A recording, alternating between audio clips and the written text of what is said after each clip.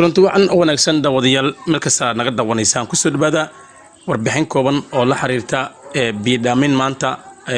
mid ka mid ah hooyinka jaaliyadda beelaha Soomaalibantu ee dalka Mareykanka ku nool iyo caruurteeda ay ka bilaaween xariyaha qaxootiga dhaq maanta maadaama maanta guureys ay tahay biidaamintan waxa markaasi biyo aan gaarsiinay anagoo ka wakiilna Maama Zainab Xasan iyo caruurteeda ayaa maanta waxaan biyo gaarsiinay ilaa iyo 40 qoys oo ku kala nool mid ka mid ah xaafadaha xarada qaxootiga ee Xagardheer waana bilowga biidaamin socon doonta inta lagu guda jiro bishan barakaysan Ramadaan Maama Zainabna waxa maanta aad ugu mahadceliyay qaybaha kala duwan ee bulshadii maanta biyaha aan gaarsiinay sida aad muuqaalka ka dheehan kartaanba goobtan waa mid ka mid ah goobaha anagu maanta biyaha aan ku bixinay ku yaala xaafada J11 ee isla xarada qaxootiga ee Xagardheer iyo sidoo kale A11 isla xarada qaxootiga Xagardheer iyo qaybo kale xarada qaxootiga Xagardheer kamid ah biidaaminta maanta way noo bilaabatay shaqadan sidan ayay u socotay baritan waxaan gaarsiin doonaa hadii Allah idmo xaafadaha gaduuday ee xaafado lagu buuliishow oo ka fog meelaha markaas biyaha laga soo dhaansado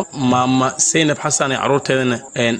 aad ba markaas ugu mahadsan yihiin biidaaminta maanta ay sameeyeen waxaan ku dhiirigelinaynaa in ay biidaamintan ay sii wadaan inta lagu guda jiro sida ay noo ballan qaaday Maama Zainabna la wada doono waxaan u mahadcelinayaa qaybaha kala duwan ee jaaliyadda beelaha Soomaalibantu ee guud ahaan caalamka ku nool eegana way ka soo qayb qaadan karaan Maama Zainab iyo caruurteedan aad ay ugu mahadsan yihiin baritan waxaan gali doonaa qaybaha kale ee barnaamijkeena biidaaminta oo sadaqaysanayaan Maama Zainab iyo caruurteeda Maama Zainab Xasan iyo caruurteeda anagana ka wakiil ayaan nahay biyahan waxaan noo wakiishay inaan gaarsiino qaybaha kala duwan ee bulshada la daaladhacaysa biilaanta ka jirta xariyaha qaxootiga dhaabsi gaara xarida qaxootiga Xagardheer magacaygu waa Cabdirsaaq Kaayim Miftaax waad ku mahadsantihiin daawashadiina